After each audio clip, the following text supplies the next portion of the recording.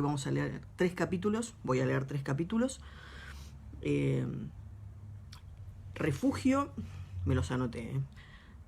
Hay, bueno, uno en gaélico que... Ustedes saben, chicas, que el gaélico no es lo mío. Angers Gerasdan, bueno, o como se diga. Y el olor de un extraño.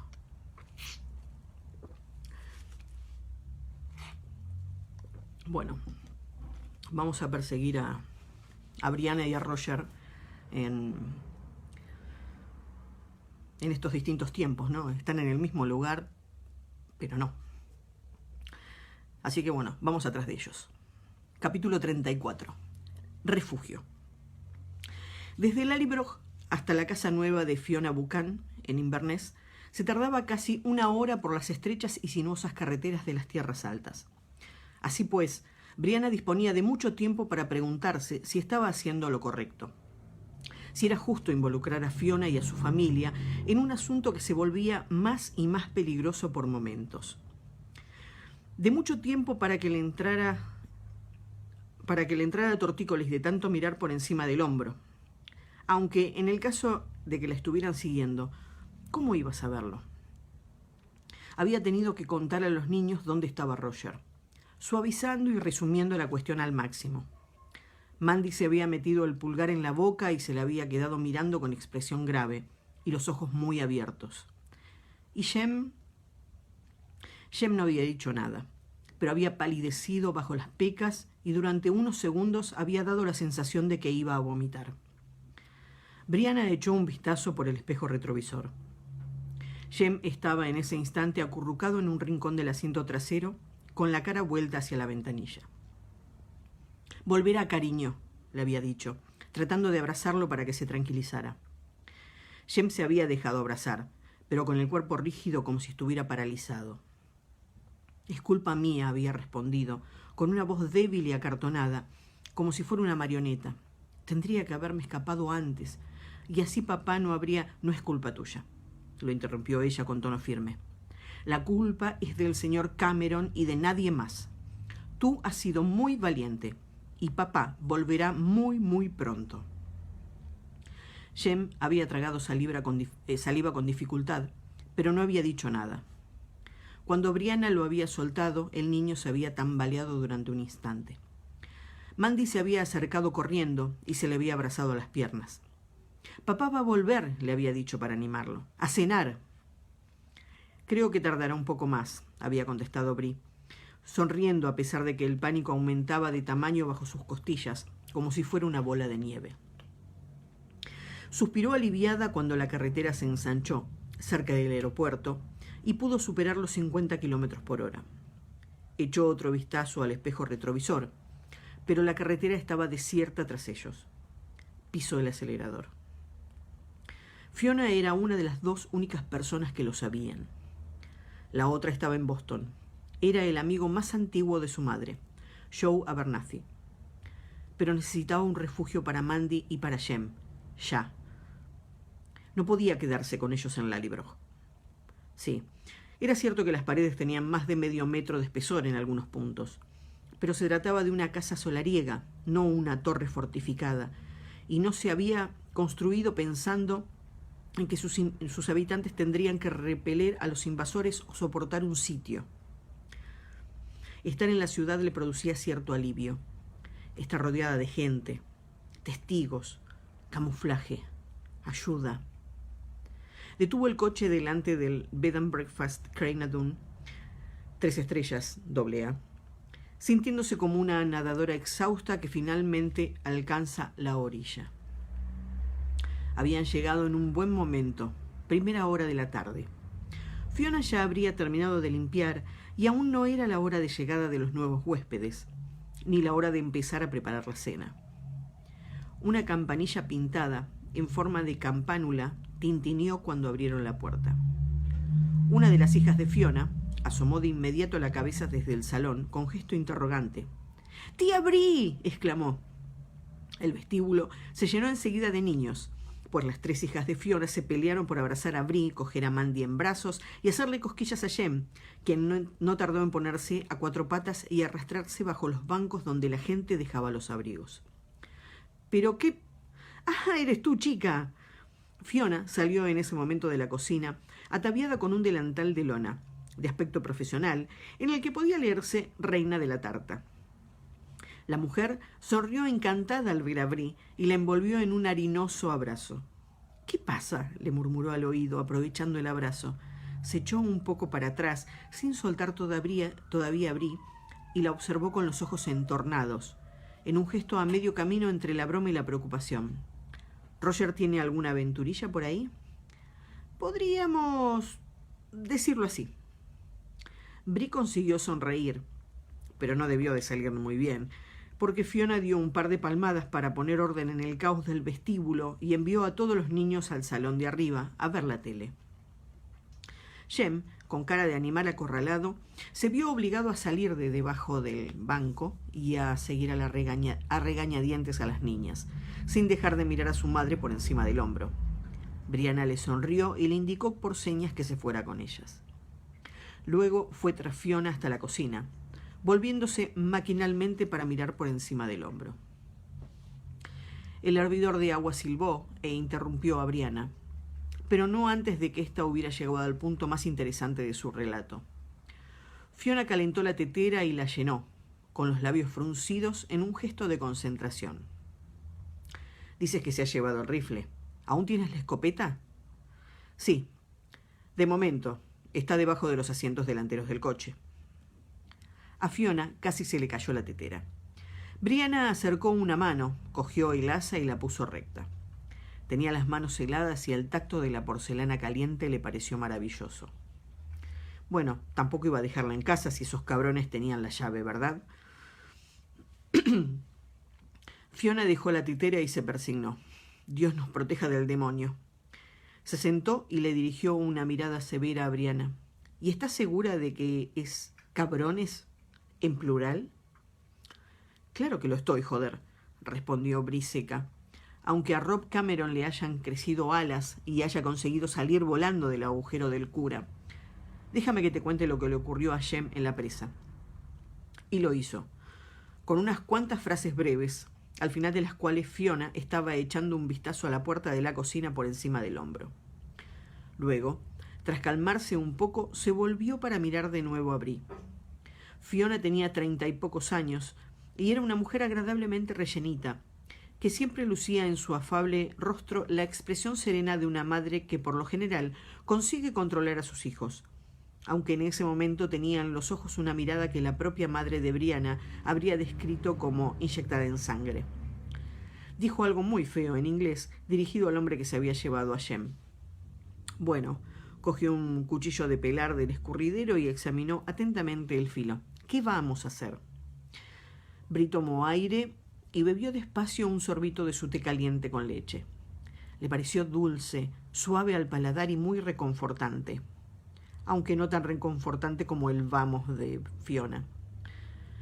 Bueno, en primer lugar, ¿podrías quedarte con Jem y Mandy mientras yo voy a hacer unas cuantas cosas? Tal vez tengan que dormir aquí. Les he traído un pijama por si acaso. Señaló con la barbilla la bolsa de papel que había dejado en una de las sillas. Sí, claro, respondió Fiona. Luego, con el ceño ligeramente fruncido, añadió, ¿qué clase de cosas? Empezó a decir Brianna con la intención de añadir, mejor que no lo sepas, pero en realidad era mejor que alguien supiera dónde iba y qué se proponía hacer, por si no volvía. Una especie de burbuja, que podía ser de miedo o de rabia, se abrió paso en medio de la sensación de calidez que notaba en el estómago. Voy al hospital a visitar a Jock McLeod. Es el vigilante nocturno que encontró a Jem en la presa. Tal vez conozca al hombre que lo golpeó e intentó llevarse a Jem. Y desde luego conoce a Rob Cameron. Tal vez pueda decirme con quién se relaciona Cameron fuera del trabajo o en su pensión. Se pasó una mano por la cara mientras pensaba. Luego iré a hablar con la hermana y el sobrino de Rob. Si ella no tiene nada que ver en todo este asunto, se preocupará. Y si tiene algo que ver, bueno, en ese caso quiero saberlo. ¿Y crees que podrás averiguarlo? Fiona había relajado un poco el ceño fruncido, pero aún parecía preocupada. Desde luego, respondió Brianna con una siniestra determinación. Claro que podré averiguarlo. Para empezar, si hablo con alguien que está metido en el asunto, lo más probable es que ese alguien trate de impedirme que haga preguntas. Fiona emitió un ruidito que podía interpretarse como ¿eh? Y que expresaba una profunda preocupación. Brianna apuró su té y dejó la taza con un dramático suspiro. Y luego volveré al Lallybroch para buscar un cerrajero que me cambie todas las cerraduras y me instale alarmas en las ventanas de la planta baja. Observó a Fiona con una mirada interrogante. No sé cuánto pueda tardar. Bueno, para eso has traído los pijamas de los niños. No te preocupes, chica, exclamó, mientras se mordisqueaba el lado inferior y observaba a Brianna. Bri sabía lo que estaba pensando Fiona. Sabía cuál era la pregunta que no se atrevía a formular, así que decidió ahorrarle el mal trago. No sé qué voy a hacer con Roger, confesó con voz firme. Volverá, seguro, empezó a decir Fiona. Bri, sin embargo, negó con la cabeza. Ya no podía seguir rehuyendo la afirmación espantosa número 3. No lo creo, repuso, aunque se mordió el labio como si quisiera impedir que se le escaparan las palabras. No sabe que Jem está aquí, y él jamás lo abandonaría. Fiona le cogió una mano a Brianna entre las suyas. No, desde luego que no lo haría. Pero si él y su amigo siguen buscando y no encuentran ni rastro, a la larga acabará por pensar que... Se le fue apagando la voz mientras intentaba imaginar lo que Roger pensaría en esas circunstancias. Oh, sí, claro que estará pensando, dijo Bri con una sonrisa vacilante. La determinación de Roger. El miedo y la desesperación crecientes que sin duda irían minando esa determinación. Su lucha para seguir adelante, porque seguiría adelante. No abandonaría jamás, ni volvería para decir que había perdido a Jem para siempre. Porque si no encontraba ni rastro de Jem, ¿qué pensaría? Que Cameron tal vez lo hubiera matado, para después ocultar su cuerpo y marcharse a América en búsqueda del oro. O que se habrían perdido los dos en ese espantoso espacio entre una y otra época, donde nadie podría encontrarlos jamás. Bueno, y también estará rezando, afirmó Fiona, mientras le estrujaba la mano a Bri. En eso puedo ayudarlo. Esas palabras hicieron que a Brianna se le llenaran los ojos de lágrimas. Parpadeó varias veces y se secó los ojos con una servilleta de papel. Ahora no puedo llorar, dijo con voz ronca. No puedo, no tengo tiempo.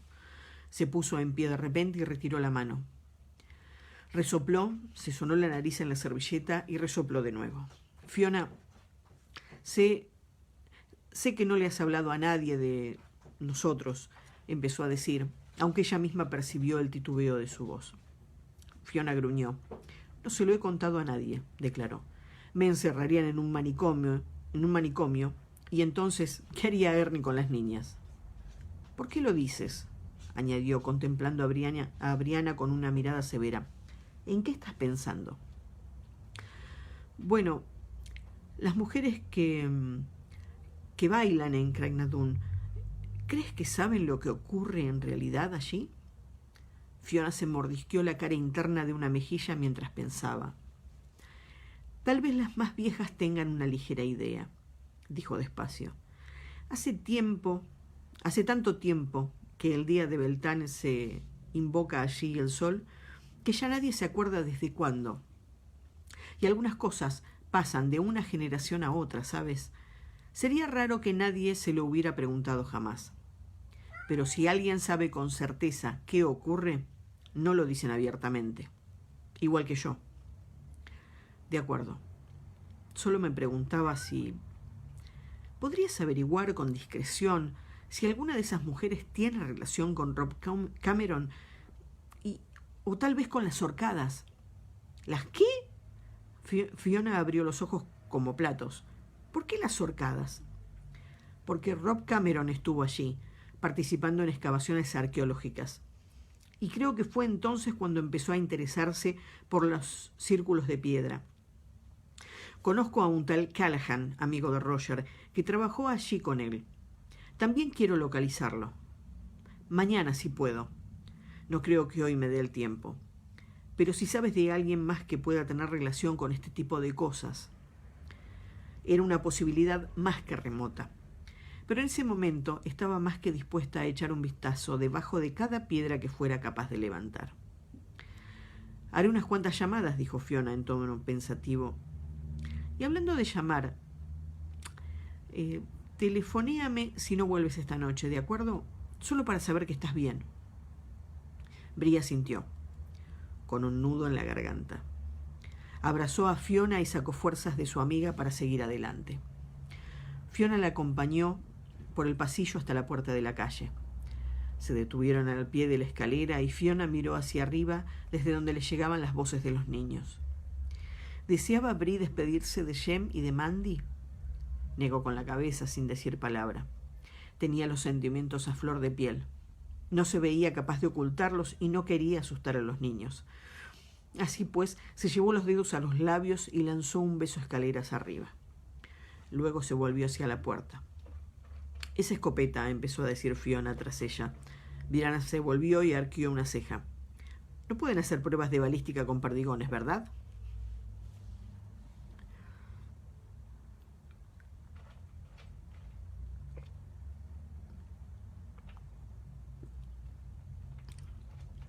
Capítulo 35. Bueno, cuando aprenda gaélico les juro que les digo todos los títulos y los nombres. Llegaron al fuerte William a primera hora de la tarde del segundo día de viaje.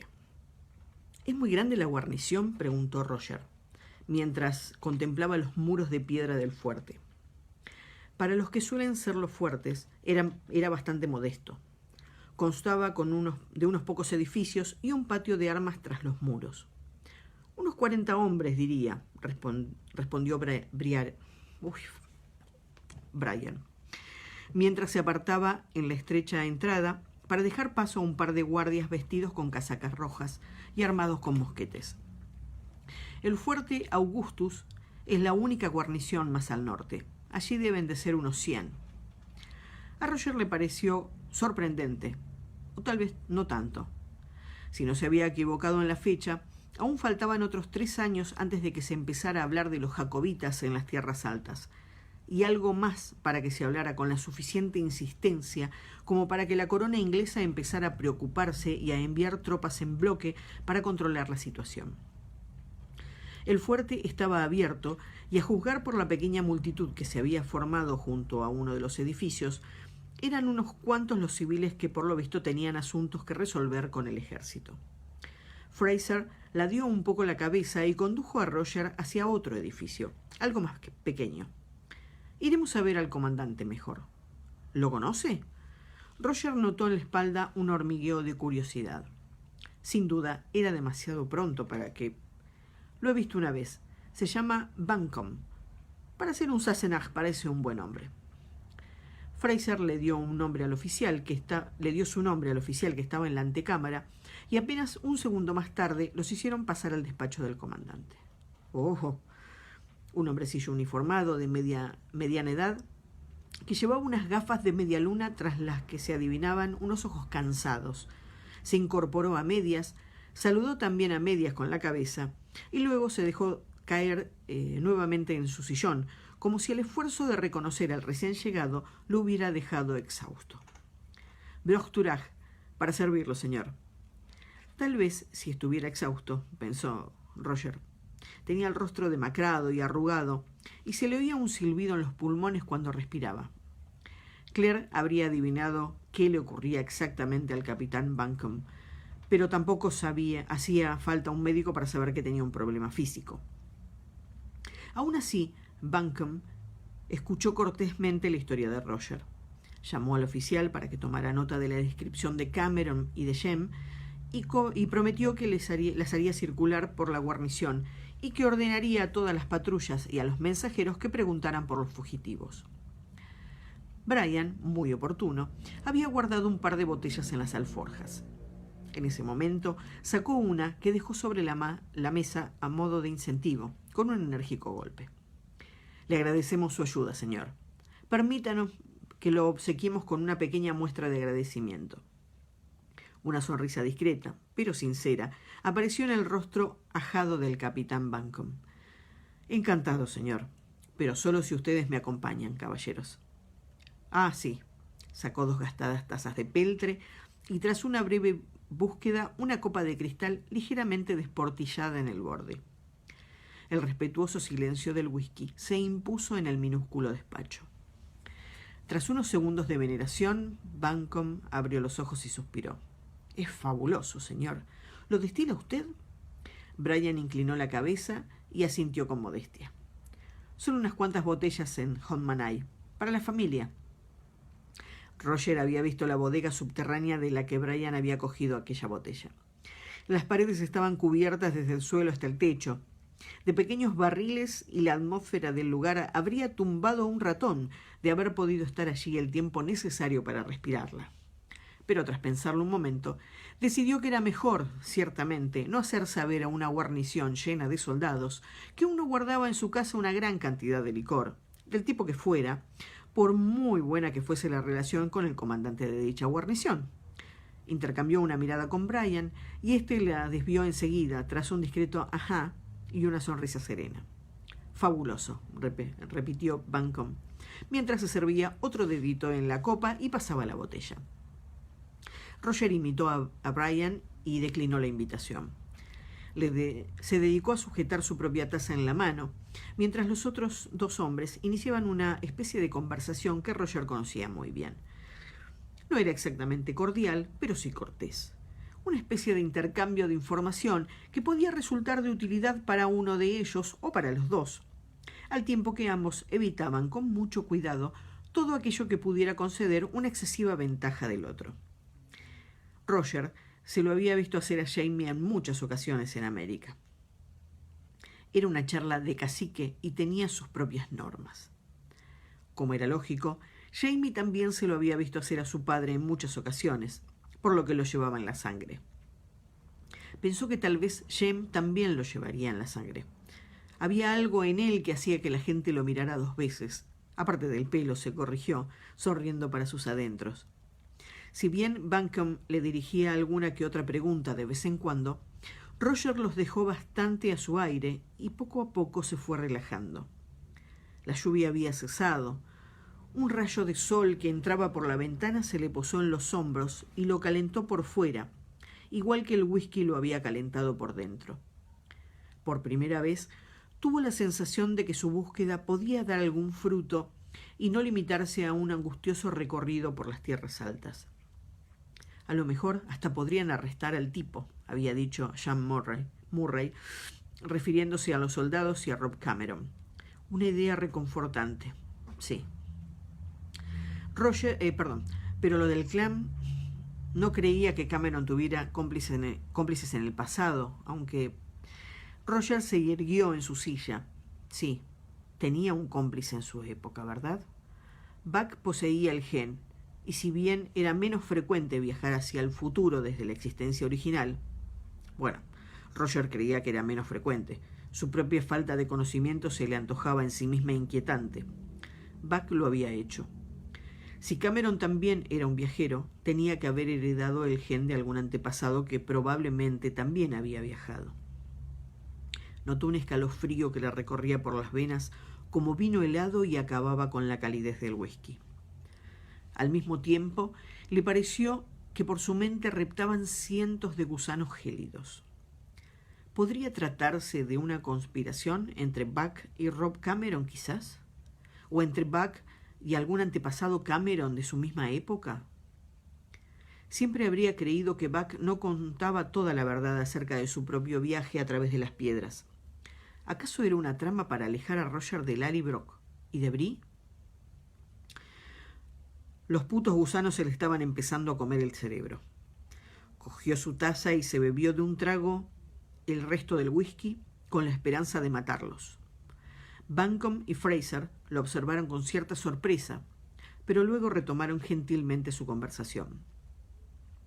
En la fría luz de su actual estado mental, algo proyectaba en ese momento una nueva sombra. Brian Fraser. Si bien Roger había interpretado el hecho de que Fraser lo acompañara hasta la guarnición como un amable gesto para encontrar a Jem, en realidad tenía otra función, ¿no? Exponer a Roger ante el capitán Buncombe, en un contexto que dejaba muy claro que Roger, por si acaso resultaba no ser quien decía ser, no le estaba exigiendo ninguna obligación de clan, y que tampoco los unía ninguna amistad personal. Por otro lado, ofrecía a Fraser la oportunidad de comprobar si Buncombe reconocía a Roger o no. Por si acaso, no era lo que decía ser. Cogió aire con fuerza y apoyó ambas manos en la mesa, concentrándose en el roce del grano de la madera bajo los dedos. De acuerdo. Era completamente razonable. ¿Cuántas veces había visto a Jamie hacer algo similar? Para estos hombres, el bienestar de los suyos era siempre lo primero. Estaban dispuestos a proteger Lallybroch o el cerro de Fraser por encima de todo, aunque eso no significaba que fueran reacios a ofrecer ayuda cuando estaba en sus manos hacerlo.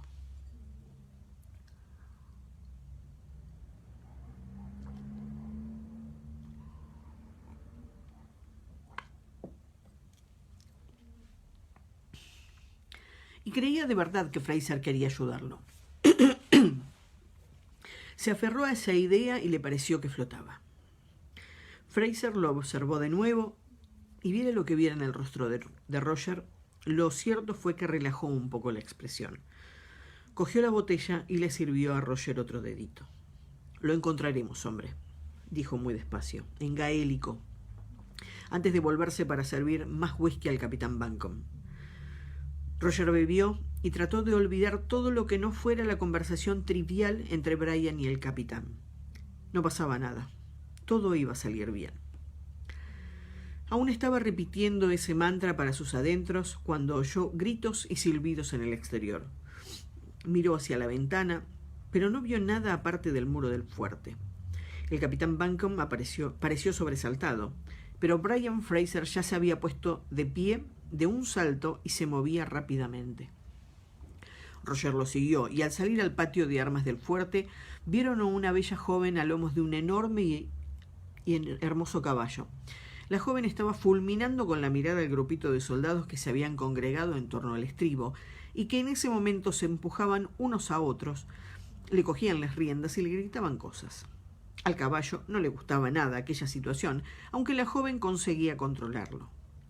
Llevaba una vara en la mano y por la expresión de su rostro estaba tratando de elegir un blanco entre todos los que se le ofrecían.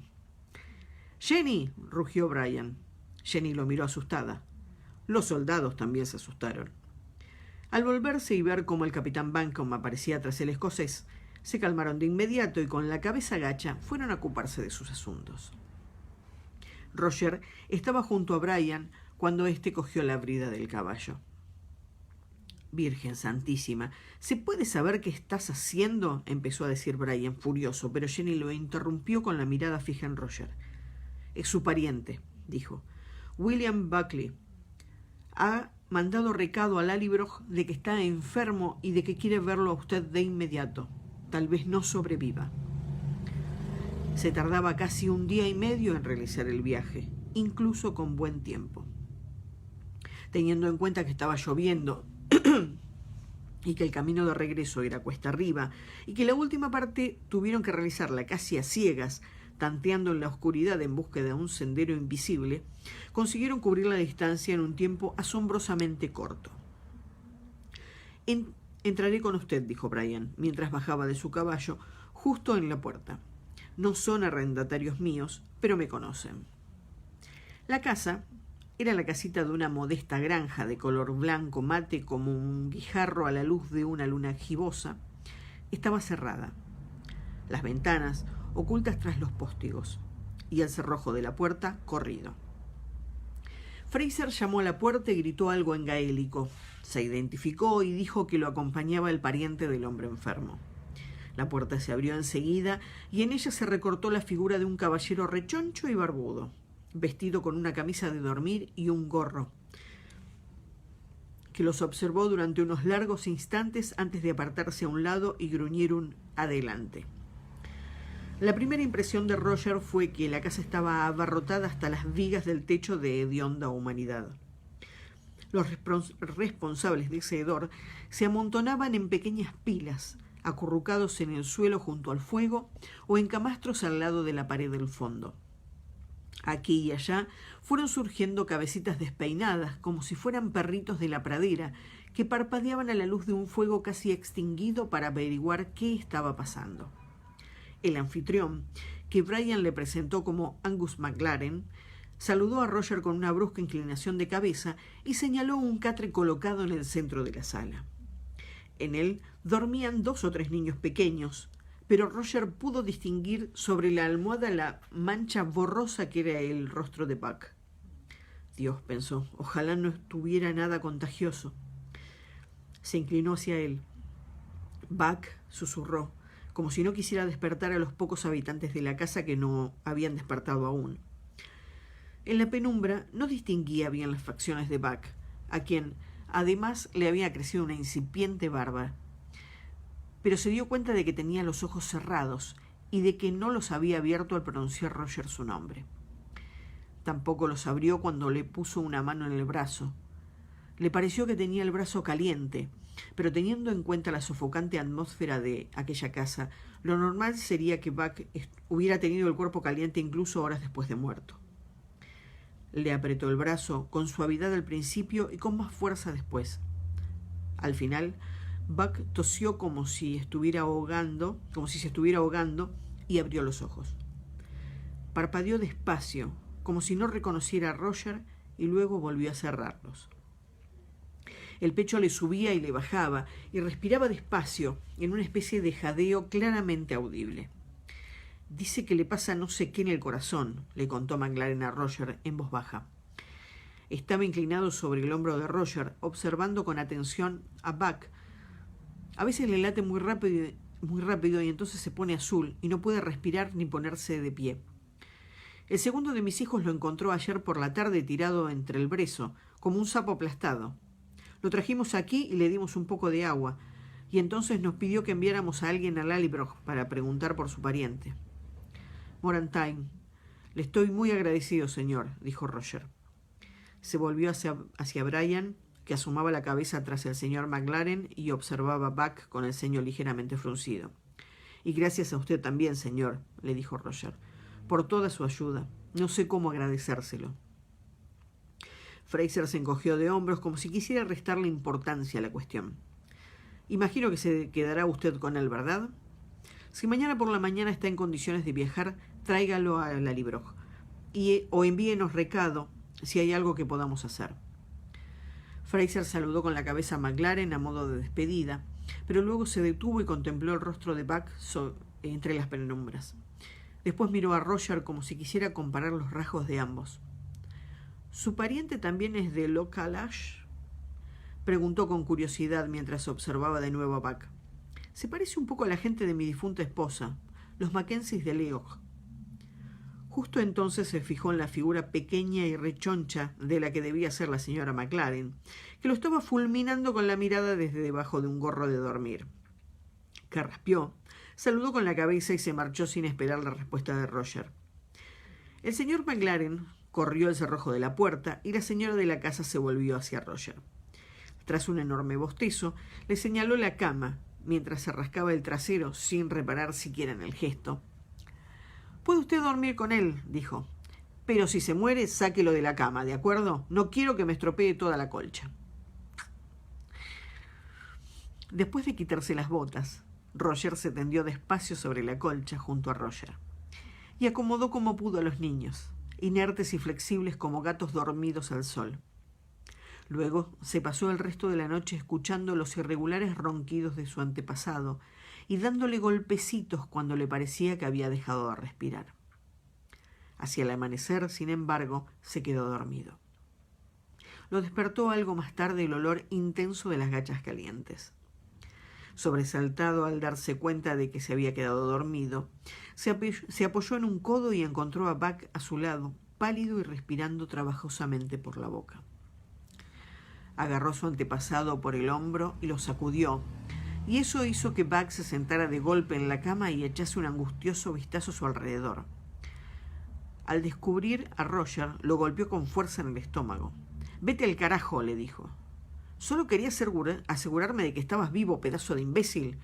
¿Y tú qué haces aquí, si puede saberse? Buck se pasó una mano por el pelo enmarañado. Parecía enfadado y desorientado. Tú has enviado a buscarme, idiota. Roger también estaba enfadado. Tenía una sensación extraña en la boca, como si se hubiera pasado la noche mascando paja. ¿Cómo te encuentras, por cierto?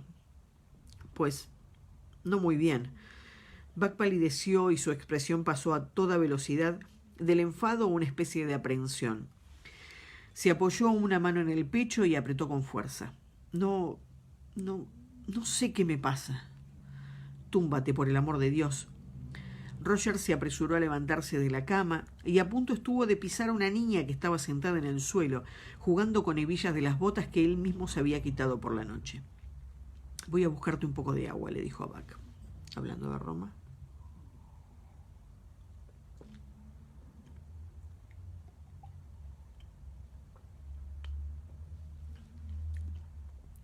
Varios niños contemplaban la escena con interés. La señora McLaren y dos de sus hijas mayores los ignoraban, concentradas como estaban en remover un enorme caldero de gachas y en poner rápidamente la mesa para el desayuno, para lo cual repartían sobre la superficie de madera platos y vasos como si estuvieran jugando al burro. Si necesitas ir al retrete, lo aconsejó una de las niñas, haciendo un alto en su tarea, será mejor que vaya ahora. Robbie y Sandy han ido a ocuparse de las vacas y Stuart aún no ha puesto los zapatos. La niña señaló con la barbilla a un mozalbete de unos 12 años que se arrastraba despacio a cuatro patas con un gastado zapato en una mano y buscaba a su compañero bajo los escasos muebles de la estancia. Ah, y como su pariente ha sobrevivido esta noche, papá ha ido a buscar al curandero. Llegamos al capítulo 36.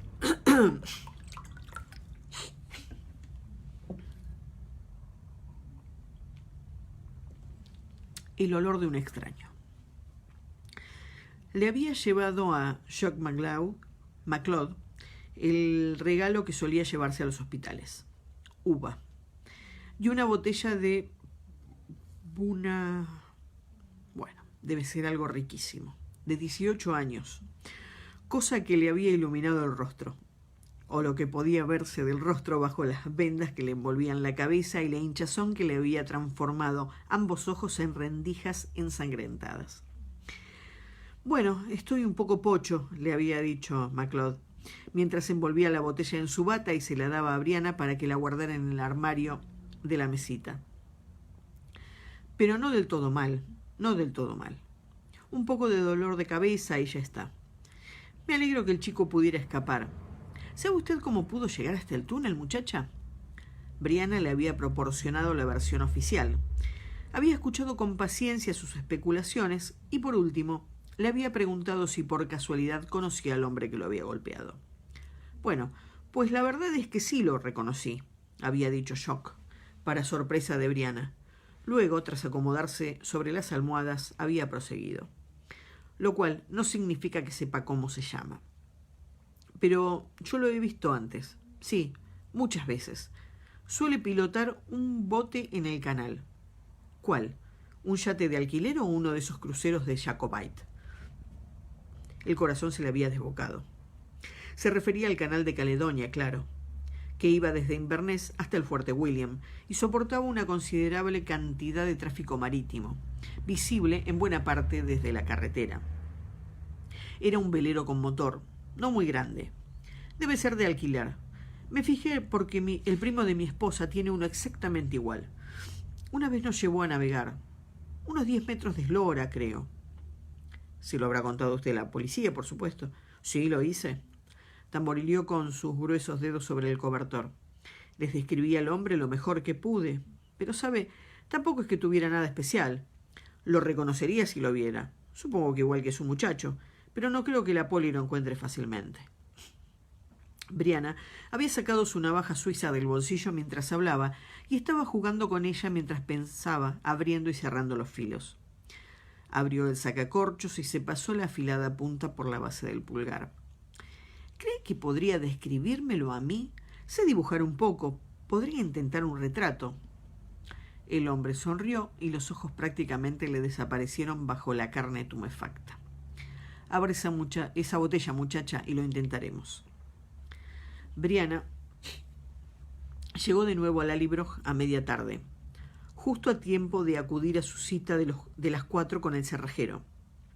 Vio algo blanco pegado en la puerta que revoloteaba en el viento otoñal. Lo arrancó y lo abrió con los dedos helados. Me ha salido una urgencia en Elgin. Regresaré tarde. Llamaré por la mañana. Lo siento. Will Tranter. Arrugó la nota y se la metió en el bolsillo de la chaqueta, murmurando entre dientes. Un puto cabrón que secuestraba a niños y violaba a mujeres se dedicaba a entrar y a salir de su casa como si fuera el metro, y eso no era una emergencia. Vaciló, mientras acariciaba con los dedos la vieja llave que llevaba en el bolsillo y contempló la fachada de revoque blanco de la casa.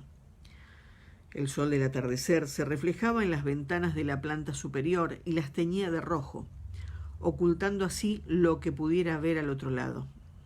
Tenían una llave. ¿De verdad estaba dispuesta a entrar sola en la casa? Echó un vistazo a su alrededor cohibida, pero no vio nada fuera de lo normal. Los campos parecían tranquilos. El pequeño rebaño de ovejas ya se preparaba para el anochecer. Respiró hondo y miró a uno y otro lado como hacía cuando cazaba con su padre en los bosques de Carolina del Norte, como si pudiera percibir el olor de un ciervo en la brisa. ¿Qué esperaba encontrar? Humo de tubo de escape, goma, metal caliente, polvo suspendido en el aire, el fantasma de un coche. O tal vez algo más, pensó, al recordar el sudor apestoso de Rob Cameron, el olor de un extraño. Pero el aire frío solo le llevó olor a hojas muertas, excremento de oveja y un débil rastro de trementina procedente de la plantación de pinos de la Forestry Commission, al oeste. Y sin embargo, había oído decir a su padre que tenía una sensación extraña en la nuca cuando algo iba mal. Y en aquel preciso instante ella notaba los pelos de punta en la base del cuello. Dio media vuelta, se metió en el coche y se alejó de allí, comprobando maquinalmente el retrovisor cada pocos minutos. Había una gasolinera unos cuantos kilómetros carretera arriba. Se detuvo para llamar a Fiona y decirle que recogería a los niños por la mañana. Luego compró algo de comer y regresó por donde había llegado. Cogió el camino agrícola que bordeaba el extremo de la finca de Lallybroch para dirigirse después a la plantación de pinos. En esa época del año oscurecía a las 4:30 de la tarde. Colina arriba, el camino agrícola consistía apenas en 2 surcos embarrados, pero Brianna siguió circulando con precaución entre los baches para llegar a uno de los claros donde los guardabosques amontonaban las ramas caídas para quemarlas. En el aire se percibía el olor intenso del fuego de leña. Vio una zona de tierra ennegrecida en la cual quedaban aún algunas brasas que despedían volutas de humo, pero todas las hogueras estaban apagadas. Aparcó el coche tras una pila de ramas recién cortadas, preparadas ya para el día siguiente, y apagó el motor.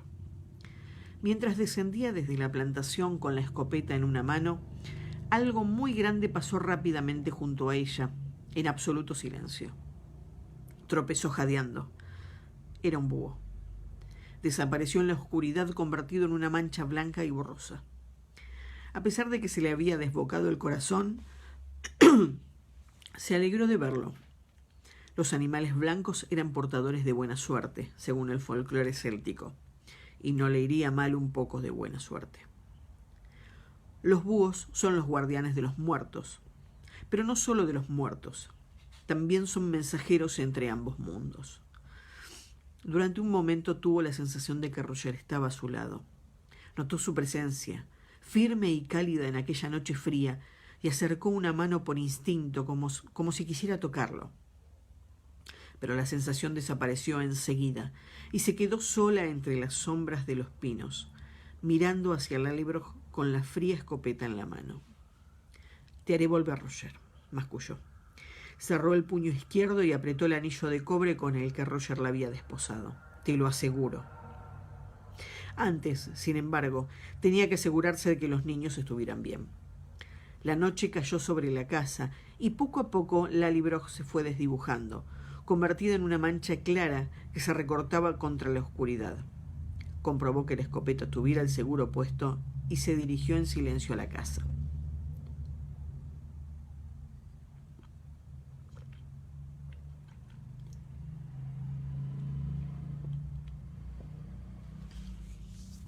Subió por la colina que estaba detrás del Broch, con el máximo sigilo posible.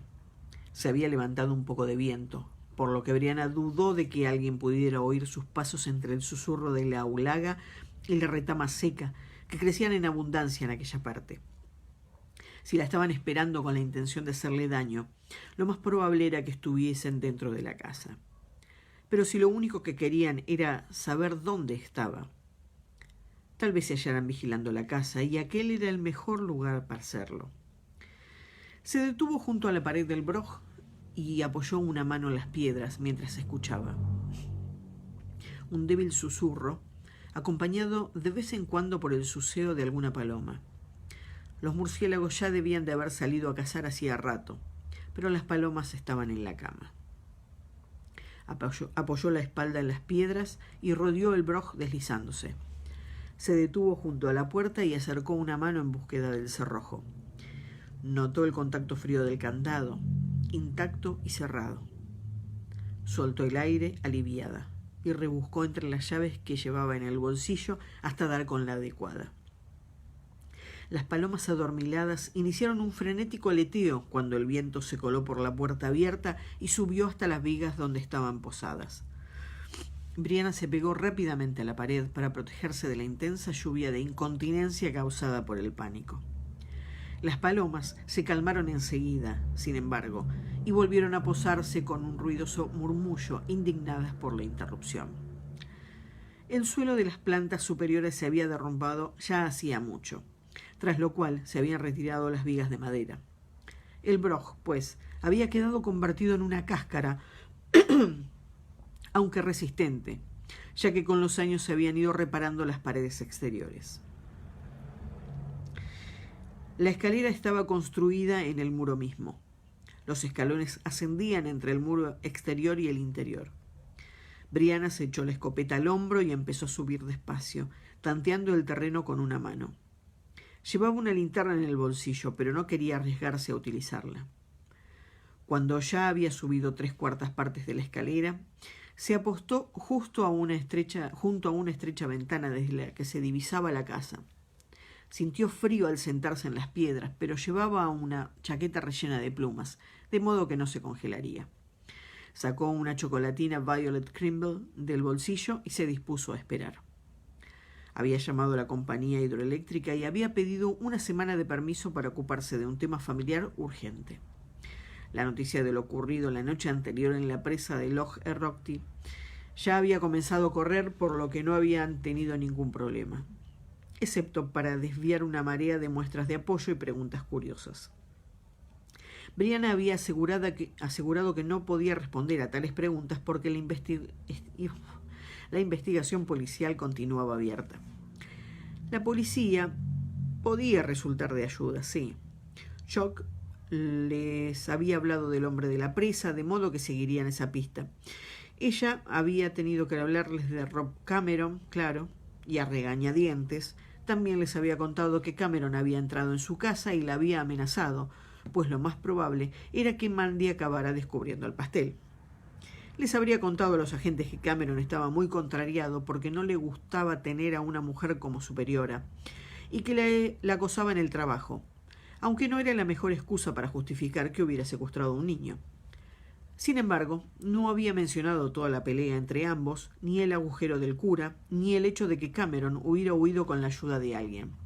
Se había limitado a decir que lo había golpeado, primero con el buzón y luego con el bate de cricket, y que la había huido. Que después había salido con Mandy a buscar a Jem, lo que desde luego le había parecido más urgente que llamar a la policía. Los agentes no habían estado de acuerdo con esa afirmación, pero eran británicos, por lo tanto, demasiado educados para mostrar su desaprobación. Les había contado también que Cameron le había dicho dónde estaba Jem. En el caso de que la policía diera con él, no iba a estar en condiciones de contradecirla. Y Brianna esperaba que la policía lo cogiera. Tal vez complicara un poco las cosas, pero se sentiría más segura si Cameron no andaba suelto por ahí, con su rifle, y seguramente acechando cerca de su casa.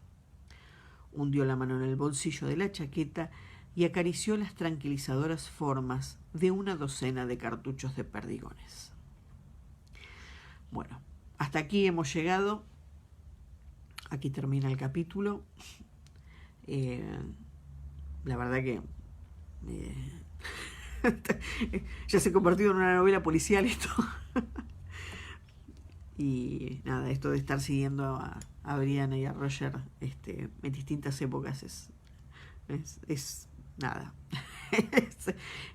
Si bien es angustiante, creo que es una de las más lindos pasajes, ¿no? Que hacen súper entretenido este libro, al menos una de las partes. Bueno, como siempre les agradezco la invitación a leer, saben que me encanta, y bueno, me alegro mucho de que estén del otro lado. Ya no creo que llegue a leer otro capítulo, salvo algún problemita que surja por ahí, pero bueno, me parece que al menos por ahora, hasta que salga el noveno y lo hayamos leído todas y debatamos y todas esas cosas, bueno, creo que mi participación en la Maratón Gaps ha terminado. Bueno, nada, quiero agradecerles a todas por haberme hecho partícipe, obviamente a Susana, a Blanca, que bueno, que me ha convocado, aunque más no sea una vez cada libro, en algunas ocasiones un poco más, pero bueno, la verdad que para mí fue maravilloso la experiencia de leer, de compartir esta pasión que es Outlander. La verdad que fue hermoso, es una experiencia espectacular, la verdad que me encantó ser parte. Y bueno, claramente esto no termina acá porque sigue mañana. Mañana a la misma batihora y por el mismo Vaticanal va a seguir con el capítulo 37, Otras Asenag, a compartir esta locura hermosa que es Outlander. Así que bueno, me despido de ustedes con un fuerte abrazo y nada. Y nos estaremos viendo en otra ocasión. Nos vemos.